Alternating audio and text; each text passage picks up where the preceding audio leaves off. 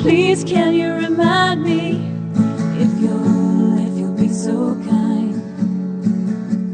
Staring out into space, asking God to hear my case. Trying to think of all things past. How long will my memory last? But purple angel, purple angel, purple angel. Well, hi, everyone, and welcome to Alzheimer Speaks Radio. I'm Lori LeBay, your host and founder of Alzheimer Speaks, and I am thrilled to be with you today from Alive and Social. This is our new home here. For those of you that are new to our show, Alzheimer Speaks is an advocacy-based company providing multiple platforms to shift our dementia care culture from crisis to comfort around the world. And we believe that by joining forces and sharing knowledge and having an everyday conversation about life with dementia, that we're going to be able to remove the stigmas attached to memory loss and help those living with this disease to continue to live purposeful and engaged lives. Together, we can help everyone understand the true needs of this disease and get rid of the fear and isolation that is just really smushing down so many families and people diagnosed. At our core, we believe collaboration is the only way we're going to win this battle. And we know it's working because of all your clicks and likes and shares with our resources. You see, we were lucky enough to be named the #1 influencer online for Alzheimer's, according to ShareCare and Dr. Oz. And that was because you took just those few seconds to go to our page and share the information that we're pushing out. Alzheimer's Speaks is not about us. It's about everyone. It's about giving voice and sharing voice and knowledge. So I just want to thank you all so much for being part of that. Now, there's a couple of ways that you can participate in the show if you are listening. One, you can call in live to the show, and that number is 612-615-9404. That's 612-615-9405. Or you can use the chat box. We would love to hear your comments and your thoughts regarding dementia. Now, before I introduce all of our wonderful guests today, who we are going to be talking about an amazing new film about Alzheimer's and dementia and caregiving called His Neighbor Phil, I'd just like to give a shout out to a few important organizations that I don't always think people know of, and they helped me on my journey with my own mother, and I know that they can help you too. The first is Alzheimer's Disease International. That is the organization that is all Alzheimer's associations around the world. So not only can you find the one closest to you, but you will also be able to get great global resources as well. The Alzheimer's team provides clinical trials, and you can find them on Facebook or on our webpage, alzheimerspeaks.com. There's also a new organization here in the U.S. called the Dementia Action Alliance, and their website is daanow.org, and they are really focused on helping those diagnosed and family members as well. For those of you that are looking for a holistic approach, check out the Alzheimer's Research and Prevention Foundation. They do a lot with diet and exercise and meditation, and I would really be amiss if I didn't mention HealthStar Home Health, who is just an incredible company here in Minnesota doing absolutely phenomenal work, and they are one of the spearheaders behind getting this film that we're going to be talking about today, His Neighbor Phil, out into the community. And you'll be able to see them out at the State Fair here in Minnesota. They have a phenomenal booth at the Care 11 building. So make sure that you check that out. Let's see, what else do I want to tell you here? I think I'm just too excited, and we just need to get this ship moving here. So let me go ahead and tell you a little bit about this film called His Neighbor Phil. I was lucky enough to have a friend send this to me to review. And Teresa Zink was somebody who I just went to a blogging class with, and she's a doctor. And she lived down in Zumbrota and knew about this film and said, hey, if you want to get this thing out into the community, she told the producers, you have to talk to Lori at Alzheimer Speaks. And as soon as I saw this film, I fell in love. I mean, we've recently had a lot of great films out there raising awareness. Still Alice, the Glenn Campbell movie, I'll Be Me, Alive Inside. But this one is just so funny and poignant, and it's just beautifully written, and it shows the heartaches and the joys from one end to the other. As Mara Botanis said, she's quoted as saying, I love this film. There were so many funny and poignant, humorous, heartbreaking, and hopeful moments, all captured within the fabric of a single family, trying to stay connected to one another and their community through the power of music and love. You'll recognize your loved one, your family, and your friends, and yourself somewhere in this film. She said, I laughed, I cried, I cringed, and I cheered. It's a must-see. Mara just won the Jacqueline Kennedy Onassis Award, and she's the author of When Caring Takes Courage. So she really gets this arena of dementia and caregiving. So when Teresa sent me this film and hooked me up with producer and director Scott Thomas of My Town Pictures, I was just thrilled to meet him and have a conversation. Scott, I'm going to go ahead and pull you in and kind of let you tell us a little bit more about My Town Pictures and how this film came to be. How was the script born? Okay, can you hear me okay? We can hear you perfectly. All right. I unmuted my phone, so now I'm good. Woo-hoo!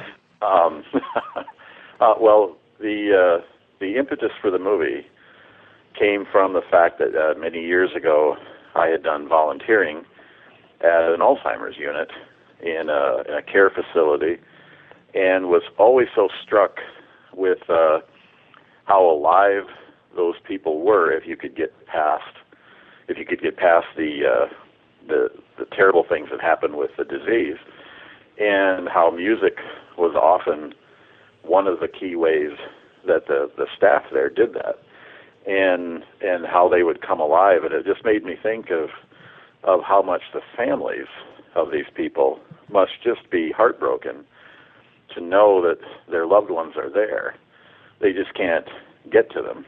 So it's hard on the caregivers. And so I wanted to do a movie that was more about the caregivers and more about the dynamics of the whole family than about the disease itself. I feel like there have been enough movies about the disease itself. Let's talk about how it affects everyone, even the community. And so that's where it came from. Okay. Wonderful. Scott, one of the things I always like to ask is, when I'm dealing with people and interviewing them, I always like to ask, have you been personally touched in your own family by this disease? Not Alzheimer's specifically, but certainly dementia. And it might have been Alzheimer's when I was growing up. They just didn't maybe always call it that. But, I remember my grandma sitting in the dining room of their house, and remember one day she was looking out into the kitchen where my grandpa was, and they had been married 62 years. And she asked my mom, who's the old man in the kitchen? And Mom said, well, that's Dad. Oh, no, Dad's a very young man. She said, he's a big, strong man. That's not Dad. And that I've always remembered that because it was such a sweet, heartbreaking moment at the same time. And, she remembered him for being the man she had married. And there was such a love there. So I actually took that moment and sort of wrote something like that into the movie as well, because it was such a sweet, tender moment. But I've always remembered that. And you did write that into this film so beautifully. I mean, It's so poignant. It's so well done, and the reviews have just been amazing coming in on this. Can you tell us how did Zumbrota get involved with this whole process? Well, I will leave part of that story to Pam, who's on the line with you too at some point here. But I knew of a young couple here in our church where I live, and it turned out that the young lady, Lauren, who's actually in the movie herself, she's got a scene as a home health care worker. She is from Zumbrota, and she said, I think Zumbrota would be a great community for you to do a movie in. And so that's what started it, and I met with her mother, who is Pam, who became not only, she became sort of our all-in-all in Zumbrota, and cheerleader and hardest worker, and you name it. She even became an actress in the film, and so did Lauren and her son as well. So Pam is the one who shepherded it, and Zumbrota, I think that the movie itself needed a community like Zumbrota, and I think Zumbrota, their best story to tell was kind of a story like His Neighbor Phil, which could show off not only their deep, compassionate side as a community, but could also show off their really rich artistic heritage. So I think they were a perfect match. Okay. Now, before I have you introduce Pam, can you tell us what was one unique experience you had on this film that you'll just never forget about making this particular film? Oh gosh, there are so many. I just would begin by saying that our lead actor in the film, Daniel Roebuck, is not only lead actor, he's co-producer. So I think for me, having him decide he wanted to not only be in the film, but wanted to help us make the movie, was an amazing gift, because the man is busy. He's one of the busiest actors in Hollywood, and has done some great work with great people, and we're honored to work with him. So he not only brought his own talent, but he brought his connections. He brought his talent for seeing the story. He's responsible for Stephanie Zimbalist being in the movie, and Stephanie did such an outstanding job. So that's what I will remember, is that Danny had enough faith in the story and what I wanted to do that he wanted to be part of it. Okay, great. I'm just going to throw out another review that we got from Michael Ellenbogen, who is an international advocate for dementia, and he is formally diagnosed with the disease. He just recently came back from the World Health Organization speaking there, and his comments were this: wow, wow, wow. This was funny, sad, and horrible all at the same time. This was so true on the real world, and such good examples of what it would be like to go down this devastating road. You really need a box of tissues. And for Michael to say wow, because I know this man very well, he was really impressed. And he's not a very easily impressible guy. So he just thinks this film that you guys pulled together is wonderful. Why don't you go ahead and introduce Pam? And she's the representative from the community of Zumbrota, where the film was shot. Yes, Pam Potter Langley was our biggest cheerleader, the biggest force. She will tell you there were many, many, many other people in Zumbrota that participated, and it became a community project. But it all started with her. And she is a teacher, and Zumbrota is lucky to have her. So this is Pam. Great. Welcome, Pam. Good afternoon, Lori. And so fun to be talking about this project that's been a passion of all of ours. So thank you today. You guys have worked so diligently, and the blood, sweat, and tears shows in every frame of this film. Can you just give our audience a little background on yourself as well? Have you been personally touched by dementia in your own family or with a close friend? Well, the interesting thing, when Scott was talking about kind of the right soil or the right place for this film, when Lauren first introduced me to Scott Thompson, and her thought was that Zumbrota might be a good home for one of his films, we were thinking a lot smaller at that time. We were thinking a historical piece or something, one of the other great talents that Scott has. And as life would have it, our meeting time to discuss that got interrupted. And the interruption was that I got one of those phone calls that many of us get in life, that my mother-in-law, who had gone in for a routine visit to the doctor, was unable to come home that day and was hospitalized. So I jumped in the car and drove to Moorhead, Minnesota to be with my father-in-law. And throughout the rest of about 4 months, was able to share a really sacred time with both of them as their life changed. My father-in-law was 96 and my mother-in-law 90, and they'd been in their own home.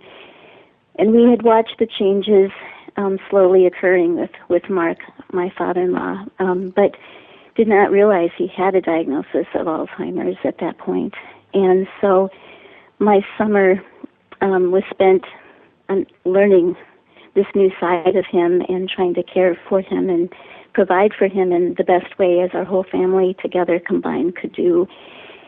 When I finally, Mark died in October and Lou died in November. And when I finally got back to talking with Scott, his professional aspirations were going a different direction, and he was thinking of a home for a different film. And as everything kind of came together, his neighbor Phil found a home in Zumbrota. And for me personally, at the time, I have to admit, I didn't have a lot of energy to think about another project, and I'm a school counselor, and my life at that point was really full. And now looking back, I just know it was a really important gift to have that cathartic involvement in something that I was already emotionally and physically kind of working through. And so, yes, his neighbor Phil was a gift given at an important time in my family's life. Wonderful. We just got somebody in the chat box, Jane Moore, who is over in the UK, and she just wrote, thank you for this beautiful portrayal of putting this stunning, film together. It's just so moving. And Jane is one of the people behind the Purple Angel Project, and which is now in over 17 countries. So you guys have really worked together so beautifully with this film to really touch hearts and minds and spirits, and it's going to have a huge impact.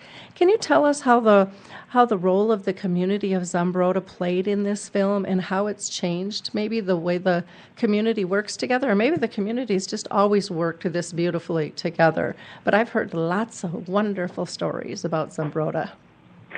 Well, Zumbrota is a unique place. It's the only Zumbrota in the world and the only place in Minnesota with a covered bridge.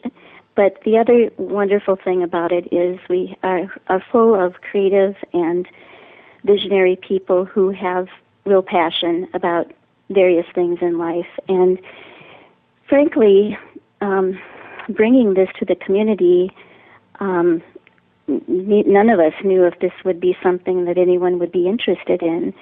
So we had 2 community meetings where we offered the opportunity to think about it. But without Zumbrota, the movie wouldn't have happened, because Zumbrota not only supported the film financially as a LLC, but also provided meals, provided homes, provided support, extras. And because of the way that Scott has structured some of his productions, we were able to have local talent audition and work side by side with great actors like Stephanie Zimbalist and Daniel Roebuck and Ellen Dolan and so many others that we were so fortunate to have in our midst. So Zumbrota is not only the physical location of the movie, but it also, I think, is the heart of, I think all those people brought their own experiences, their own talents, and themselves to this project, and we're all very proud of that. As you should be. Can you share with us maybe an experience or two of what it was like to be involved in making a film?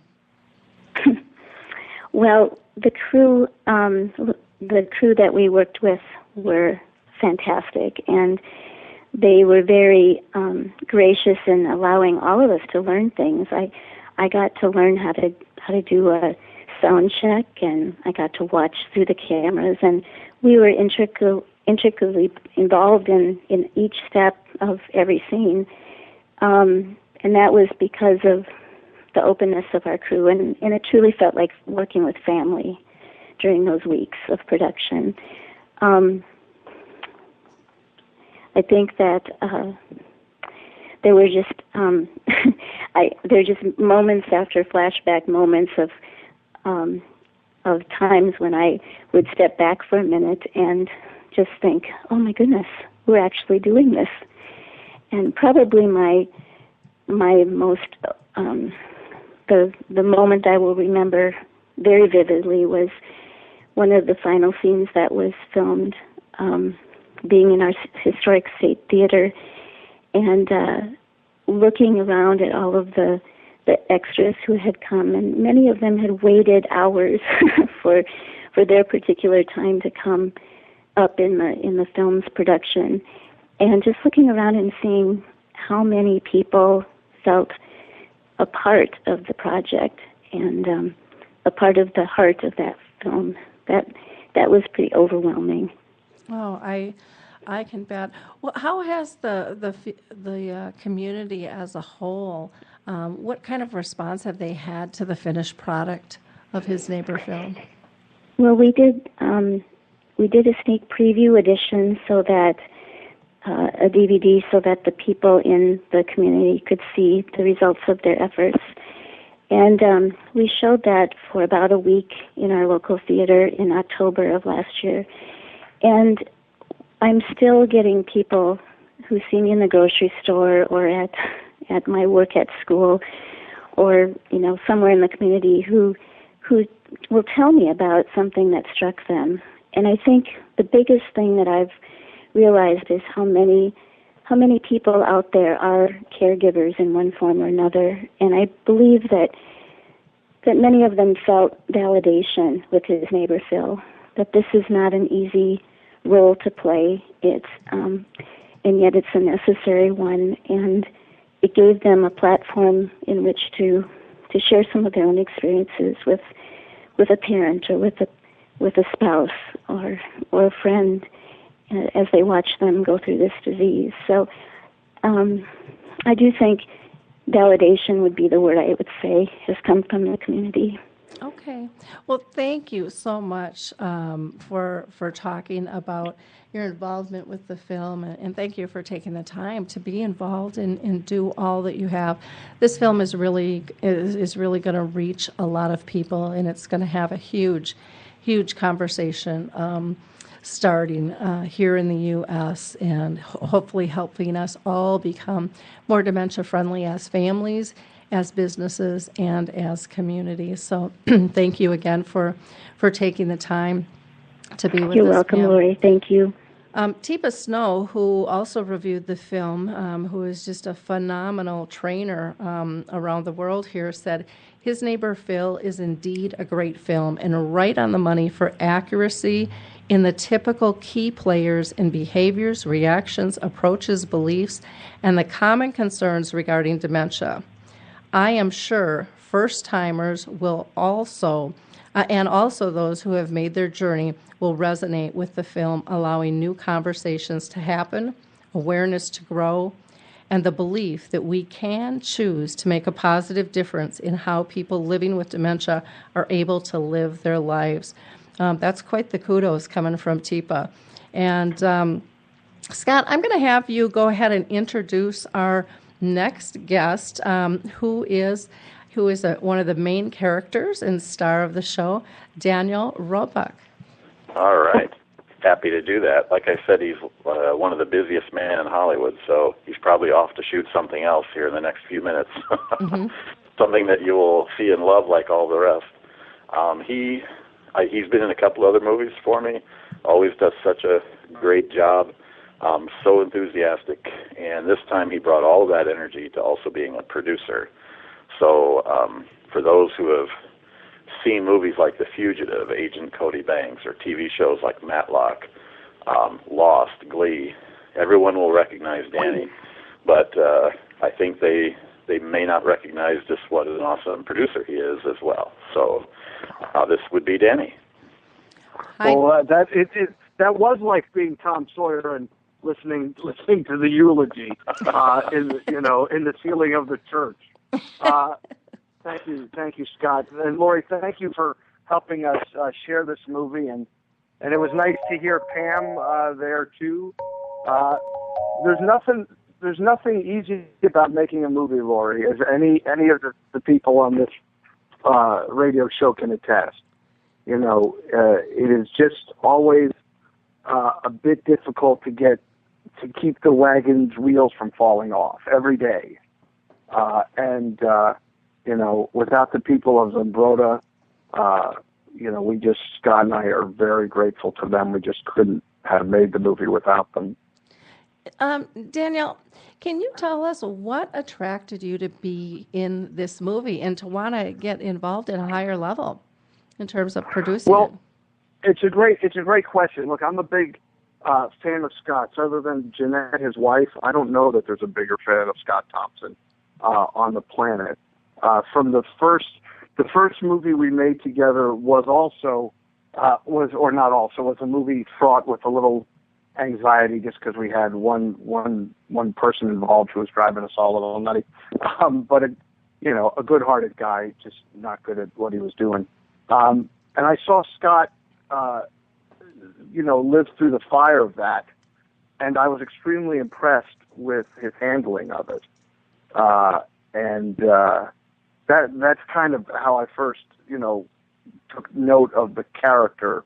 He wasn't just a guy directing the movie, but his writing was exemplary.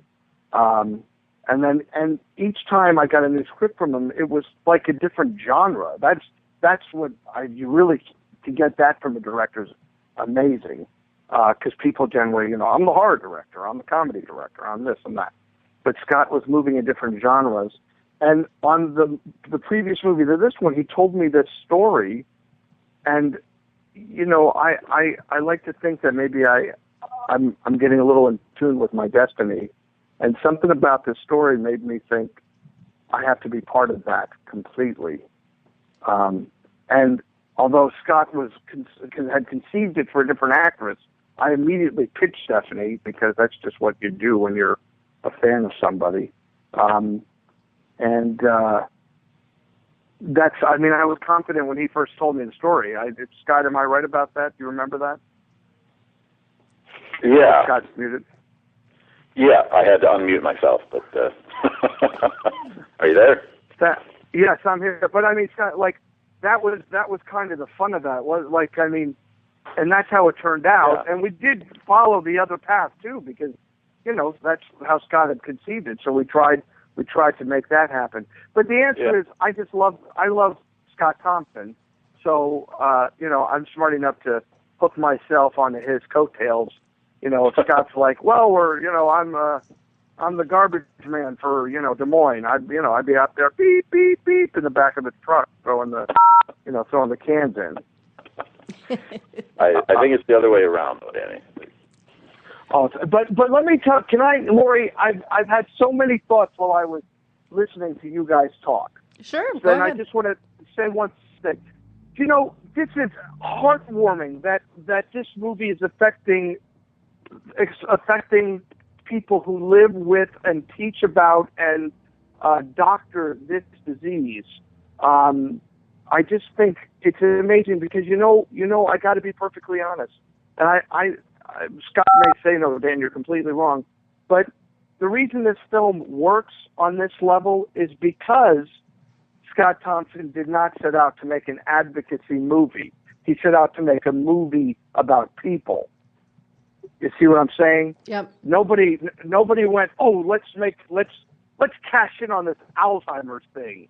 And nobody said, let's make a movie that makes a point. No, that's the kind of writer he is. He said, I've got this idea for this movie. And when he pitched it to me, and I thought, a movie about a love story about Alzheimer's, impossible. Let's do it.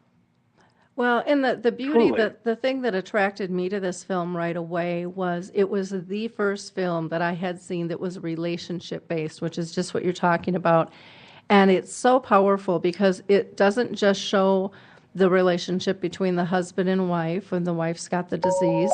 It shows the kids, their relationship with both parents, between the siblings. It shows Mary's siblings coming in. It shows you at work, and you're dealing with your coworkers and how it's affecting your work and your job. It shows how it's affecting the community at large, how it affects her mother. I mean, when I went to do the talk back for this film, and Holly, Heidi, and I worked really hard on that. And there's just pages and pages of touch points, which in most films, you'll get hit here and there, but this is a constant dripping and touching of emotions constantly. And people are going to see themselves in so many different fashions within this film, and they're going to say, that's me, or that's my sibling, or we went through that, or my friend's doing that. And they're going to have this immediate connection. And to me, that's the power of this film, is you are making people, as they're watching this film, look at their own lives. And a lot of times we go to films to escape our own lives. But this one just really touches and pulls us in. We previewed this with our Memory Cafe, which is people with early memory loss and their care partners, and they just raved about it. They were like, this is the first film that people are really going to see what our lives are like. And the caregivers in particular said, people are for the first time going to see what it's like for us, which was really an interesting comment. And the people with dementia reacted in a similar fashion to Mary when she laughed, when she cried, when she was startled. And we saw it just happen throughout the whole room. It was incredible. It was so accurate and so poignant. It was beautifully, beautifully done. Well, that's just beautiful. A true testament to Scott's talent, having witnessed the most. That's the difference between, by the way, a writer and a ditch digger, because a writer can dig a ditch, and sometimes a ditch digger can write. I've got a script that was written by a prison guard that we're making next. But I will tell you that a writer can witness that moment in his grandmother's life, 50 years earlier, and store it and pull it out. And it is the key moment of the film, because it is within that moment that we understand exactly what Mary's talking about. And so, hearing him tell that story, that makes me happy. But again, if we had set out, like so many people do, to make a movie that just dictates Christian values, or a movie that just dictates politics, or a movie that just dictates one side of something, we would have, because they never do succeed, because they're focused on the wrong thing.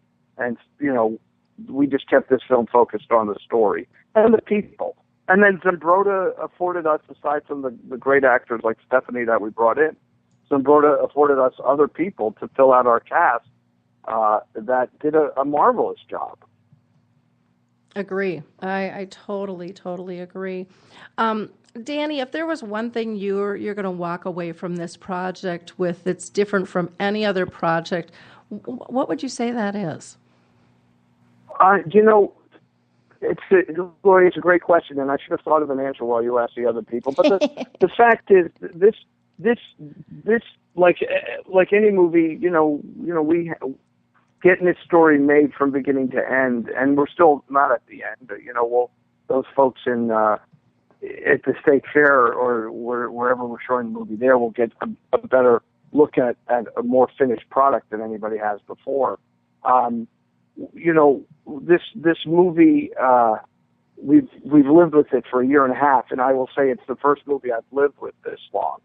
And Scott and I have, loved and unched and hugged and kissed and beaten, and, we've been the true parents of this thing to, because what do you really want? You really want people to say about your kids. I have a 19-year-old and a 17-year-old. You want them to say, "Oh, you got nice kids." That's all you really want. You go to all that trouble for all that time. So we're glad that people are liking our kid, this movie, very much. So I think what I've come is closer ties to my collaborator Scott, and a great appreciation for his immense talent, and a great appreciation that town of Zumbrota stepped up when the moment came. There was this is my new take on art. Everybody, write this down. If Hitler could have just gotten into art school, who knows how many lives would have saved. There's always a force working against art. Nobody knows why that is, but to make art is never easy. It's never easy. You're like, oh, I got the perfect taupe paint. God, it's dry. I got to go to the art store because that's what, no matter what art you make, you can't make it easily. And, had Hitler just been allowed to paint a couple stupid pictures of Vienna, who knows how great the world would have been after that. But, he wasn't. So with us, making this movie was difficult, and Zumbrota stepped up, and our actors stepped up, and our local actors stepped up, and Scott brought a great crew, which we should actually take a moment to mention, the fantastic Iowa-based crew that had worked with Scott on a number of movies and myself, and they stepped up. Yeah, all that team effort makes such a huge, huge impact, and it shows. And may I interrupt too? And you stepped up, Laura, you and Holly, that you guys have found this movie and helped us get it to this portion of the audience. And by the way, this movie, you're doing your job getting it to the Alzheimer's faction of society, and then we still have our job to do, which is to get it to everybody else, so more people understand your faction of society. That's also our job that we're working on. Exactly, and I think this film will be a given. Once people see it, they're going to want to come back and bring others to it. They're going to want to see it again and bring others. I really see that happening because it's a fun and easy way to be able to start a conversation, and it's very interesting. And again, there's so many different talking points that people can take in their own lives with this and say, see, this isn't just us. This is what it feels like, and it's just going to make that door so much easier to open. So I thank you so much, Danny, for being with us today. Danny he's going to be coming to Minnesota for a few events at the State Fair, and Holly will be talking about that a little bit later in the show here. But Scott, I'm going to have you go ahead and introduce Bob Bird for us, who played Phil. And tell us a little bit about Bob, and we'll have a conversation there, and we'll just keep moving this show along. Again, thank you, Danny. Yeah. Thank you. Thank you. Yeah. No, Bob is one of those guys that is a courageous man, because we were having open auditions for the movie, and big parts as well as small parts were open. And Bob showed up. I think he had to be talked into staying there, and he tried out, and I saw in Bob just a vulnerability and a really warm quality. And even though he had never done any acting really of any kind ever, I thought, Bob is Phil. Bob has to play Phil in the movie, and luckily for us, he agreed to do that. And I think when you see the movie and you see the tenderness that Phil has, that comes from Bob. That's not something you create. That has to come from the person who's playing that part. And if you can imagine jumping into a movie where your very first co-stars of any acting you've ever done are people like Stephanie Zimbalist and Daniel Roebuck.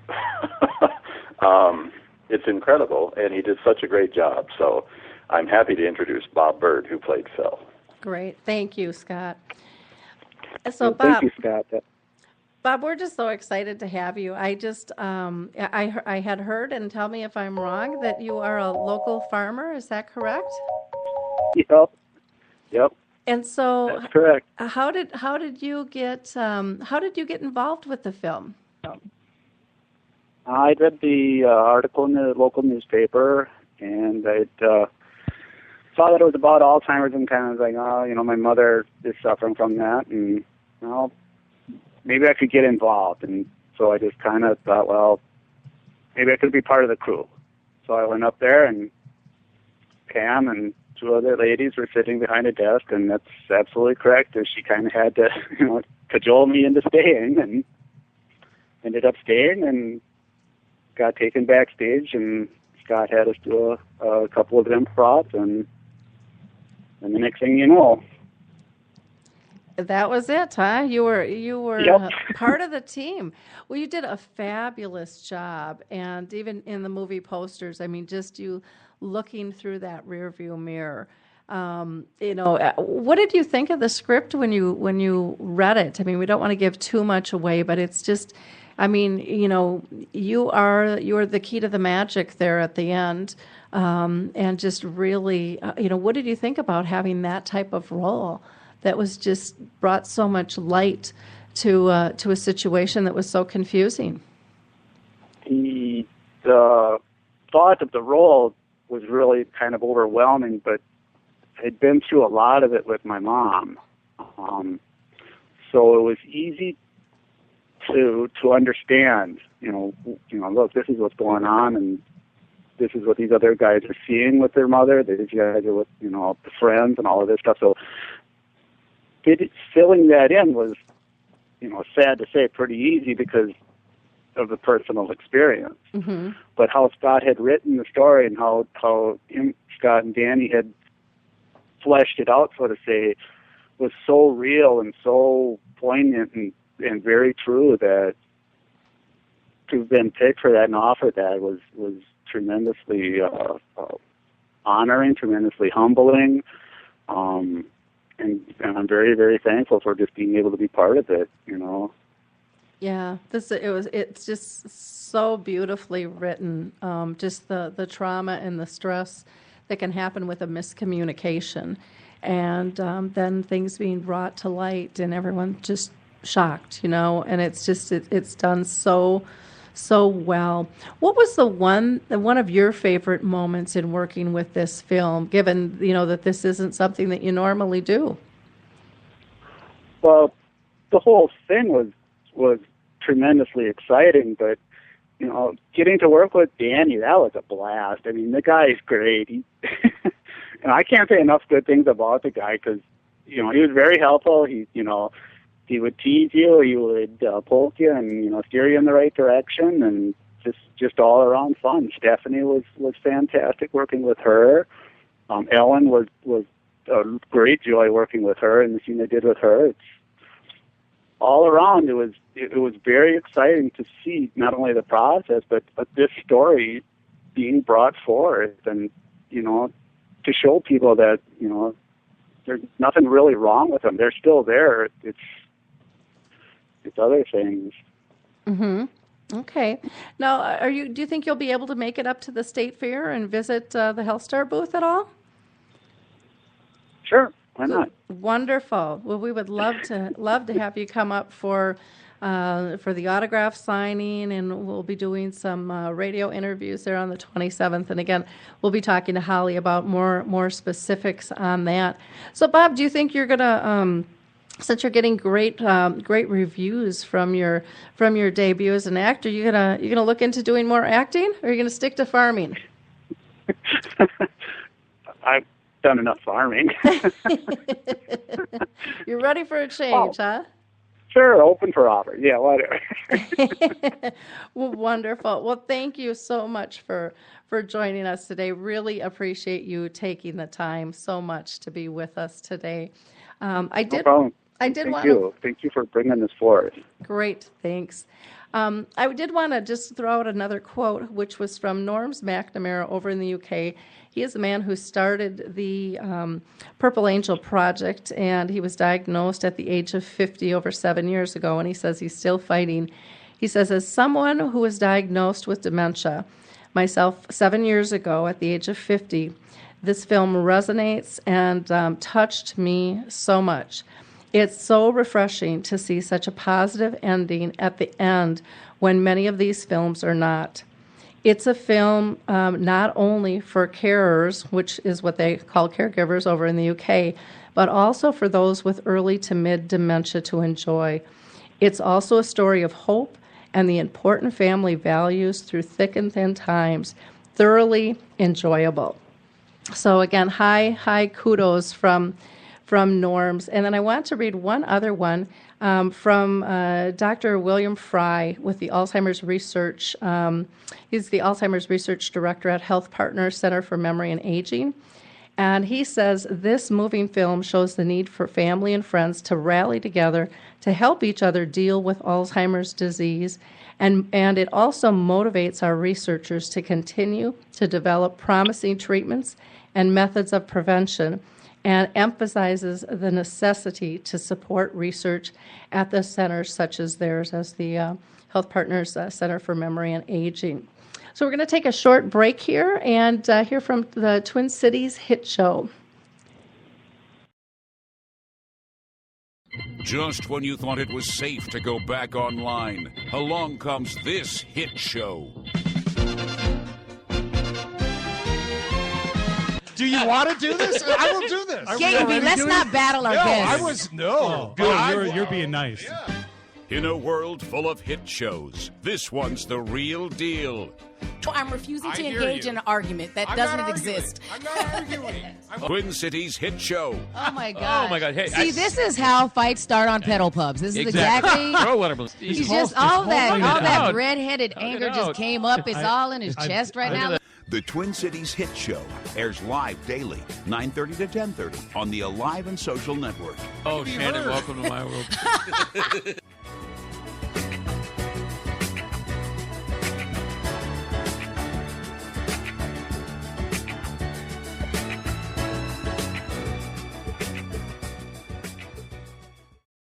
The Twin Cities hit show is full of great conversation, pretty lively, and wonderful music. So check them out if you haven't. I'm going to introduce next Holly Eide, who is the area manager for HealthStar Home Health, which is a Medicare-certified agency providing Alzheimer's and dementia programs focused on care for individuals with Alzheimer's disease and related illnesses for both those diagnosed and their families or caregivers. Holly is a person I can't even put into words. Her commitment, her dedication is such a good fit for the company she works with because they just walk in stride together. Powerful organization doing amazing things. Last year they were out at the State Fair and they did, for the first time ever at the Minnesota State Fair, there were memory screenings which they held, which they were told over and over couldn't be done. People would not want to do this. They wouldn't engage. And if I remember correctly, they had over 2,200 people come through and get memory screenings and talked with, actually engaged, had conversations about what was going on in people's lives dealing with dementia to over 14,000 people. I was lucky enough to be out there one day to experience it, and I cannot wait to be part of that experience again this year out at the Care 11 building with HealthStar Home Health. They are one of the major sponsors pushing to get this film out, and they have just been phenomenal to work with. So I want to welcome Holly to the show. How are you doing, Holly? I'm great. Thanks for having me on today. Well, you got to save the best for last, I guess, huh? You have just been such a force and so diligent in terms of helping pull this all together. You've just been a wonderful, wonderful partner in terms of getting this very important film out into the world. And I wanted to ask if you could explain to people when you and Tim, Tim Lively, the owner of HealthStar Home Health, watched this film. What was your first thought? What was your first kind of reflex in terms of what do we want to do with this? Well, for us, the movie is very realistic depiction of those diagnosed with Alzheimer's or dementia, and the frustrations that families and their communities encounter as a result of this. And this is all very commonplace for HealthStar and our staff. And his neighbor, Phil, does a great job of bringing to light the challenges of the disease not often witnessed by the public. And we saw this as an opportunity to engage our communities in healthy discussions, as well as an opportunity to provide education about the many resources now available that healthcare professionals can offer. And, we witnessed this exact same concerns, some of the same issues, some of the emotions that are seen in the movie. And we want families to know that they don't have to go through the journey alone. And so for us, it was a very, very realistic depiction that we felt very close to and felt was something that we definitely wanted to participate in however we could. Yeah, it was so much fun to bring the film to you guys and ask you to be part of this, because I just knew in my heart you guys were going to jump all over this, because you have such a passion to make a difference in this world. Holly, can you share with our audience what exactly is going to be happening out at the State Fair and how people can get involved and get more information? Yeah, absolutely. We're going to have a couple of things going on out at the State Fair. As you stated earlier, last year was our first year out there, and we did have quite an outpouring of people that showed up for the free memory screenings. And it was really about raising awareness to try and engage people not only in the hard conversations, but also to raise the importance of early detection. And so when we saw the film, we realized this was another way to engage the public at large and to try and, again, get into the family organization and get those conversations started. And so we'll be out there all 12 days again this year. We'll be at the Health Fair 11 building, which is at the corner of Dan Patch and Cooper. And then on the first day, opening day, of course, we'll have you out there to do some radio interviews to help raise awareness. We're also planning on a screening premiere that will take place in August on the 29th. That is for sponsorships. And then also for the August 30th date, which is our big day, and we're expecting a lot of people out. Of course, Danny will be there. We're going to have Bob Bird there. We're having a couple of the main cast that will be there for autograph signing, and that will take place on Sunday, August 30th. From 10 a.m. to 12 noon. And again, that will be held in the Health Fair 11 building at the HealthStar booth. Wonderful. Well, I am really, this has come up so fast. It seemed like we had so much time when we first started working on this, and it's really going to be a lot of fun events. I do want to give a shout out to Synergy Home Health, St. Therese, and the Lutheran Home Association for their support as key sponsors, along with HealthStar Home Health and Alzheimer Speaks as well. If people are looking for information, you can go to the website, His Neighbor Phil. Please know that it's going to be growing and changing and morphing over time, but you will be able to see a teaser there. Again, that's www.hisneighborphil.com. They also have a Facebook page, again, just His Neighbor Phil. You can look up.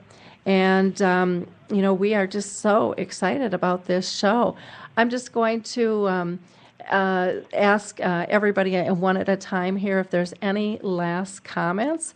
And so, Pam, I'm going to throw it to you and just say, is there anything else that you'd like to say to our audience? Well, I just thank you for this opportunity today, and I hope that this sweet story can be a gift to others, and it's been a gift to us already. So thank you for helping share it. Great, thank you. And Bob, is there anything else that you would like to tell our audience before we sign off? Oh, I guess we lost Bob, so that's okay. How about Daniel Roback? Well, I'd like to say I'm sorry that I get to say hi to Bob. He really was so much fun. And then we think about a story. We had an actor friend who used to put in blacktop for parking lots. And one day somebody was complaining on a show, and he said, "Let me tell you something. The worst day I've ever had as an actor is better than the best day I've ever had as a blacktop layer." So I was thinking of that when Bob was talking about going back to farming. Who wouldn't want to do this? Hey, listen, a special thanks to you, and if we can have any hand in teaching one person to go easier on the people who are taking care of the people who are sick, then we've done our job. Alzheimer's is a unique disease. Although all diseases leave survivors devastated, Alzheimer's has a way of doing it for a longer time, and dementia, the survivors suffer equally. And there's no way to explain the heartache of watching someone disappear daily. And, Scott's written a movie that hopefully will remind someone that none of it's easy. And you better have a bit of a sense of humor, or you'll go crazy.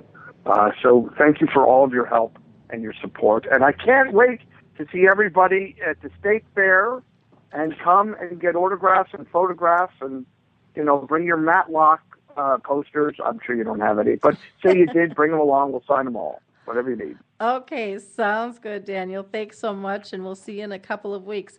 Scott, is there anything else you'd like to add? Well, that none of this, the State Fair, being on this show, none of this is possible without you and Holly.